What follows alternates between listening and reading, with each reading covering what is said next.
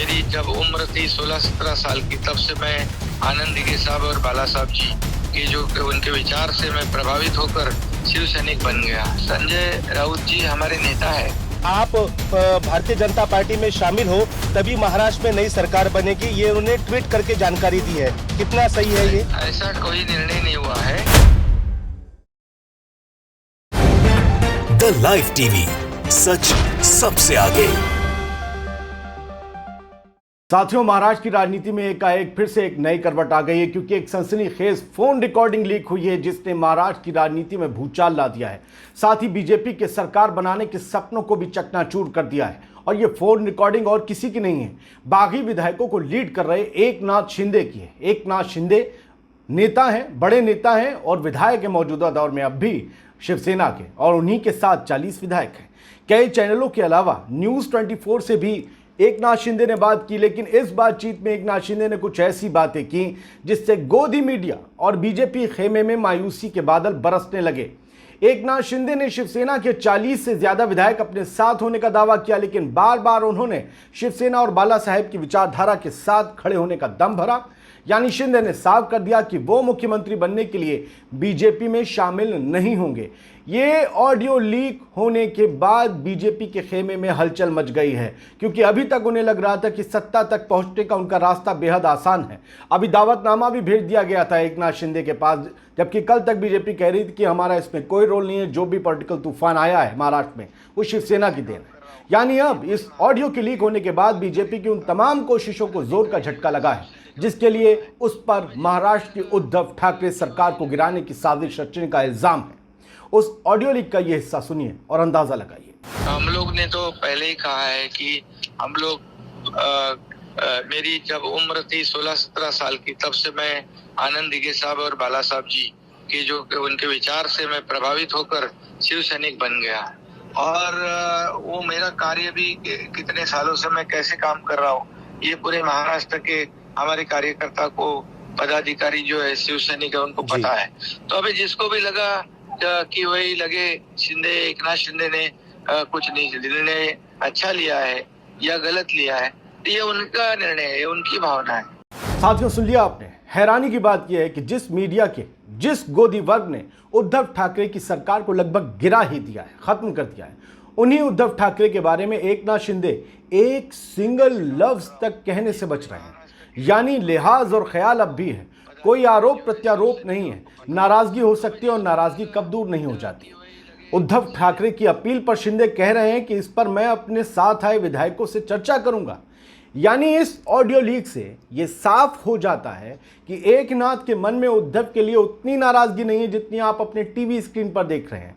देखिए और सुनिए भी कि उद्धव की अपील के बारे में एकनाथ क्या कह रहे हैं, और अंदाजा लगाइए कि ये करवटें किस तरफ इशारा कर रही हैं। देखिए, मैं इसके बारे में हमारे विधायक जो है उनसे चर्चा करने के बाद ही बोल पाऊंगा। साथियों, सुन लिया आपने। एक खबर आपने और सुनी होगी, वो ये कि एकनाथ शिंदे की नाराजगी की असली वजह शिवसेना नेता संजय राउत है। उसमें आदित्य ठाकरे का भी नाम था, लेकिन संजय राउत को विलन बनाया जा रहा था इस पूरे एपिसोड में। लेकिन उनसे शिंदे का जो झगड़ा हुआ था, जो कहा जा रहा है कथित झगड़ा, उसको वजह बताया जा रहा था। लेकिन शिंदे तो यहाँ भी संजय राउत को अपना नेता बता रहे हैं। यानी बीजेपी और गोदी मीडिया का फैलाया एक एक झूठ तार तार होकर बेनकाब होता जा रहा है। क्या आपने संजय राउत के बारे में शिंदे की वो बात ठीक से सुनी थी? संजय राउत जी हमारे नेता है, अभी वो क्या बोलते हैं उनका निर्णय वही ले सकते हैं, उसके बारे में मैं क्या बताऊं। साथियों, उद्धव ठाकरे के खिलाफ विद्रोह का नेतृत्व कर रहे एकनाथ शिंदे ने 40 विधायकों के समर्थन का दावा किया है, लेकिन इस दावे को पार्टी नेता संजय राउत ने चुनौती दी है, जिन्होंने कहा है कि उनमें से कम आधे विधायक वापस आने के लिए उनके संपर्क में हैं। अच्छा, अब न्यूज़ 24 ने जो ट्वीट किया इस वीडियो के साथ वो पढ़ लीजिए। शिवसेना के 40 से ज़्यादा विधायक मेरे साथ हैं, ये कहा एकनाथ शिंदे ने। मेरे पास 50 से ज़्यादा विधायकों का समर्थन है, यानी शिवसेना प्लस और निर्दलीय। उद्धव ठाकरे की अपील पर विधायकों से बात करेंगे। यानी कि उद्धव ठाकरे के लिए एकनाथ शिंदे के मन में सॉफ्ट कॉर्नर है। संजय राउत हमारे नेता हैं, उनके बारे में कुछ नहीं कहना है। यानी संजय राउत को ये अपना एकनाथ शिंदे नेता बता रहे हैं, और इन दोनों के बीच झगड़े की खबर गोदी मीडिया ने उड़ाई थी।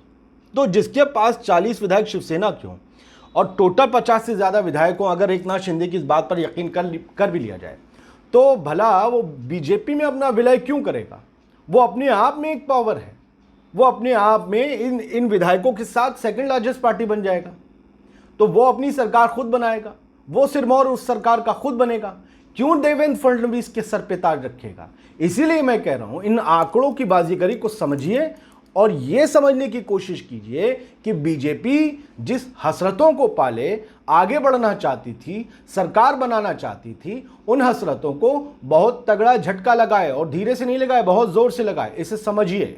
आपसे शर्त रखी गई है भारतीय जनता पार्टी ने कि आप भारतीय जनता पार्टी में शामिल हो तभी महाराष्ट्र में नई सरकार बनेगी, ये उन्होंने ट्वीट करके जानकारी दी है। कितना सही है ये? ऐसा कोई निर्णय नहीं हुआ है। अभी तो हम लोग हमारे जो एमएलए है उनके साथ में यहाँ पर है, और हमारे एमएलए लोगों के साथ हमारी चर्चा होगी, बैठक होगी, उसके बाद ही जो भी तय होगा। ऐसा कोई भी निर्णय नहीं हुआ है। कोई निर्णय नहीं हुआ आप कह रहे हैं? किसी ने हमें शर्त भी नहीं रखी है कोई।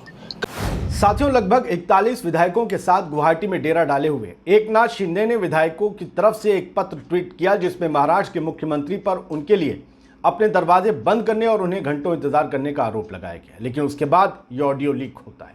यानी जो गुवाहाटी में बैठे हुए विधायक हैं वो एकनाथ शिंदे हैं, क्या वो भी किसी दबाव में हैं? वो भी किसी दबाव में, किसी एजेंसी के दबाव में ऐसे खत, ऐसी चिट्ठियां लिख रहे हैं जो वायरल हो रही हैं। गुवाहाटी में बागियों के साथ एक विधायक संजय शिरसाट ने लिखा कि हमें 2.5 साल से मुख्यमंत्री से नहीं मिलने दिया गया। उन तो कई तरह के आरोप हैं, लेकिन जब विधायकों से 1 to 1 बात होती है तब कुछ और निकल के आ रहा है। अब तो बात ये जानने की ये वाकई खत वहीं से आ रहे हैं जहां से बताए जा रहे हैं। हालांकि विधायक ये नहीं चाहते हैं वहां जो गुवाहाटी में है कि उद्धव ठाकरे महाराष्ट्र के मुख्यमंत्री पद से इस्तीफा दें। समझ गए आप? आज सुबह बागी खेमे में शामिल हुए 3 विधायकों में से एक हैं दीपक केसरकर। उन साहब ने फरमाया कि इसके बजाय हम चाहते हैं कि भाजपा के साथ गठबंधन कर ले उद्धव ठाकरे, स्वाभाविक सहयोगी हैं, उन्हीं के साथ सरकार बना लें। मतलब बहुत से विधायक ये चाहते हैं कि उद्धव मुख्यमंत्री रहें, बहुत से चाहते हैं बीजेपी के साथ चले जाएं, बहुत से शिवसेना को कब्जाने की फिराक में, लेकिन बीजेपी के ख्वाब कहीं से पूरे होने नहीं लग रहे हैं। भले ही महाराष्ट्र में उद्धव ठाकरे की सरकार अस्थिर हो, लेकिन शिवसेना नेता संजय राउत इस बीच बड़ा दावा करते हैं। वो कहते हैं कि पार्टी अभी भी मजबूत है और जो भी विद्रोही है वो बाल ठाकरे के भक्त नहीं थे। राउत ने आज कहा एक समाचार एजेंसी से कि लगभग 20 विधायक हमारे संपर्क में हैं। कौन से वाले? जो गुवाहाटी में मौजूद हैं। जब वो मुंबई आएंगे तो आपको पता चल जाएगा। उन्होंने कहा कि जल्द ही ये खुलासा हो जाएगा कि ये विधायक किन परिस्थितियों और किस दबाव में हमें छोड़कर चले गए। पहले सूरत गए, मोदी जी वाले गुजरात के सूरत, फिर असम चले गए, बीजेपी शासित असम में, गुवाहाटी में। अब इस बीच शिवसेना के 3 और विधायकों ने पार्टी के वरिष्ठ नेता एकनाथ शिंदे का समर्थन करने के लिए मुंबई छोड़ दिया। ये खबर भी आई थी। शिंदे खेमे में स्पष्ट रूप से पार्टी के 55 में से 40 विधायक हैं। तस्वीरें भी आई सामने। अब इसका मतलब ये है कि शिवसेना का दावा कर सकता है वो जिसके पास ज़्यादा विधायक हो। लेकिन क्या शिवसेना का दो फाड़ करना चाहते हैं एकनाथ शिंदे? ये लग नहीं रहा है उनकी बातों से। तो जो हकीकत है वो कुछ और है। संजय राउत का बयान है कि 20 विधायक उनके पास, तो इसका मतलब ये उनके संपर्क में है। इसीलिए क्या उद्धव ठाकरे ने कल जब फेसबुक लाइव किया तो उन्होंने कहा कि अगर मेरा इस्तीफा लेना है तो लिखा रखा है। मेरे सामने आए एक भी कार्यकर्ता, एक भी विधायक शिवसेना का और कहे कि इस्तीफा दे और मैं दे दूंगा। यानी वो चाह रहे हैं कि जो विधायक गुवाहाटी ले जाए गए हैं, गए नहीं हैं, ले जाए गए हैं चार्टर्ड प्लेन से। सोचिए कौन पैसा लगा रहा है। जो विधायक चार्टर्ड प्लेन से गुवाहाटी ले जाए गए हैं वाया सूरत, वो मेरे सामने तो आए और उन्हें पता है कि जब वो विधायक सामने आएंगे तो वो अपना दर्द बयां करेंगे, वो हकीकत खोल देंगे कि किन परिस्थितियों में ले जाया गया, किसके कहने पर यह दबाव डाला गया। उनमें से बहुत से विधायक वापस आ जाएंगे। और इसीलिए कहा जा रहा है कि बीजेपी जो है वो जान रही है कि इतना आसान नहीं है सरकार बनाना, क्योंकि विधायक जो आज गुवाहाटी में साथ दिख रहे हैं, कथित तौर पर जिनकी तरफ से चिट्ठी आने का दावा किया जा रहा है, वो शिवसेना के साथ, उद्धव के साथ भी आ सकते हैं मुंबई आने के बाद।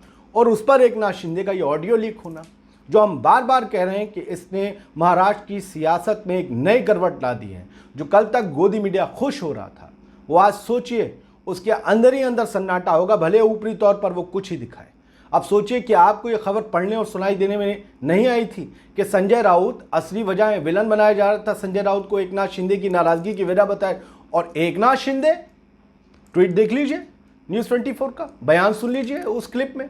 एकनाथ शिंदे संजय राउत को अपना नेता बता रहे हैं, उद्धव ठाकरे के लिए उनके खिलाफ एक भी लफ्ज नहीं बोल रहे हैं। इससे समझ में ये आता है कि बॉस, पिक्चर जो दिखाई जा रही है वो ज़रा लंबी कर दी गई है और बड़े स्केल पे बना दी गई है, जबकि मामला बहुत छोटा है। नाराज़गी की वजह है, और मैं पहले कह चुका हूँ, नाराज़गी तो कभी भी किसी की दूर हो सकती है। ये एपिसोड आपको अच्छा लगा हो तो आगे बढ़ाएं। जय हिंद। द लाइव टीवी, सच सबसे आगे।